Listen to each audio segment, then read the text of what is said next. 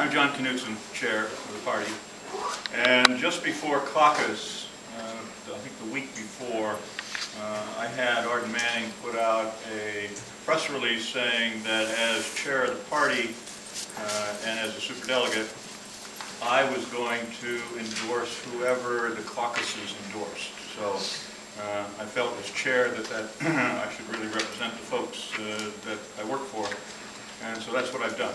And so therefore I am declared for Obama.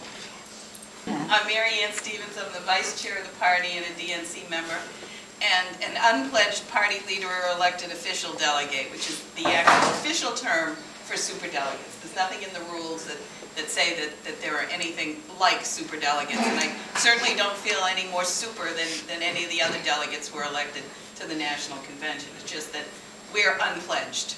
We're not pledged to any candidate based on the voting in the state. Excuse me. That being said, after the caucuses, when I looked at the turnout, the people that came out in the snow, the people that took all their time to come out to the caucus, and listening to the various candidates and actually talking to the two candidates, I endorsed Senator Obama as well. So I'm one of those, not pledged because we're totally unpledged, but I am supporting Senator Obama. About 1/5, I think, of the delegates to the National Convention are unpledged, and that's our role.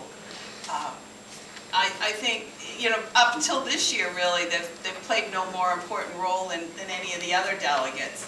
And this year, the media has thrown that superdelegate tag on everybody, and is looking at how their votes are going to sway the whole convention. I firmly believe that most of these, and I'll use the term as well, the superdelegates are going to support whoever is in the lead. I can't see them overturning that. That's just my own personal opinion. Whereas Mary Ann and John have already become committed, I'm uncommitted, and so is Sam Spencer. And we just received, not too long ago, an email from the chair of the National Party, Howard Meade, that said he wanted to have his delegates, or superdelegates, declared or decided between June 3rd and July 4th. And I've talked to a lot of folks that are like, Howard, he's not the boss of me. But it's within that parameters, I think that something could happen there. But there's also been discussion of having a virtual meeting of superdelegates to be able to decide who's where and all that kind of stuff. But I think that's a little bit premature. Now, when we move ahead and talk about what happens between now and the convention, the decisions that go into or the elements that go into making a decision of who we're going to be committed to and who we're going to support comes with the caveat in the footnote that superdelegates, two footnotes. One is they are to use their best judgment. That's the term, best judgment of who they're going to support. And two is, this is not so much written in the bylaws or the ordinances or anything like that. It's more of they have typically fickle folks. They will run and support this candidate, then if all of a sudden the tides turn, they run and support that candidate in previous elections. So I'm not just inferring at all that our two folks here, they're committed, but that there's merit that things can change, and that's why they're talking on the news that these people have moved here and these superdelegates have moved to different candidates. But when it goes into the process of deciding, one is the popular vote, certainly, where we talked about earlier. The idea of actually moving against and voting against the popular vote is something that one would have to take really seriously.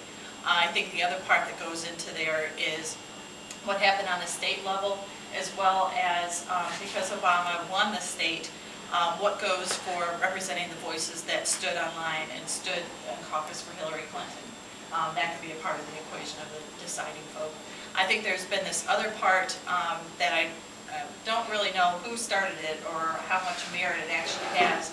But if you go through the convention, you do the first vote, and if some superdelegates don't vote, it would go to a second vote, which would then release all your committed people, and then it would be could be potentially anarchy. But it would be then, it would be open market. And that is kind of what people, I think it's somewhat come to be when the discussion around Michigan and Florida and how they're going to be seated, because some folks have said, well, if you go through the first round and they're not counted, then you go through the second round, they would be counted. And that's all yet to be determined from what I understand. Maybe, John and Marianne have more current information. But that is also a big caveat that's happening with this convention is the Michigan and Florida experience.